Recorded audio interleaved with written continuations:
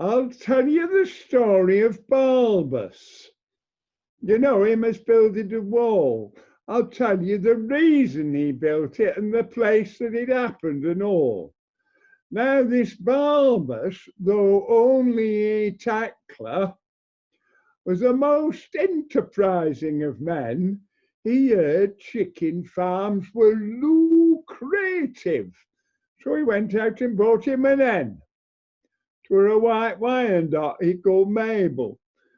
Laying, she turned out a treat, and as her eggs were all double yolk ones, he reckoned they'd fetch twopence each. When he took them along to the market and found that the eggs that sold best were the ones that came over from China, he was vexed, but in no ways depressed, for this Balbus, though only a tackler, in business was far from a dunce. So he packed Mabel up in a basket and started for China at once. When he got there, he took a small holding and selecting the sunniest part, he opened the lid of the basket and said, "Come on, let's make a start." The head and needed no second bidding. She sat down and started to lay. She'd been saving up all the way over and laid 16 eggs straight away. When the Chinamen heard what had happened, their cheeks went the colour of mud. They said it was sheer mass production and had to be nipped in the bud. They formed themselves in a committee to try and arrive at some course whereby they could limit the output without doing harm to the source. At finish, they came to the conclusion that the easiest road they could take was to fill the hen's nest with scrap iron.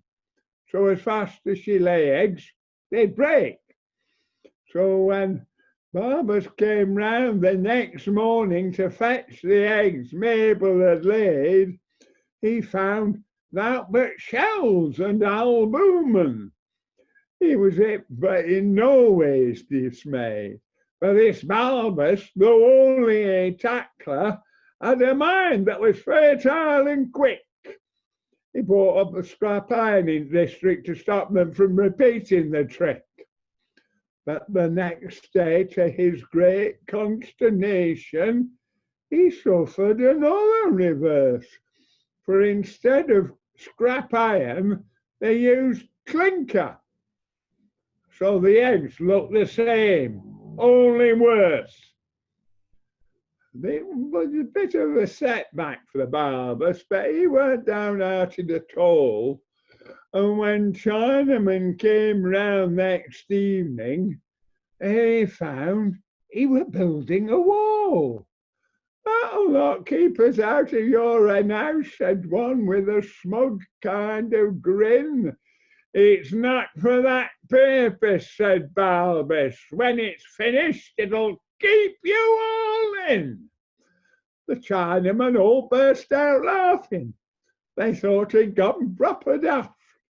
But Balbus continued his building and said he lost laugh to last laugh. Balbus continued his building, and his efforts he never did cease till he'd builded the Great Wall of China, so that Mabel could lay eggs in peace.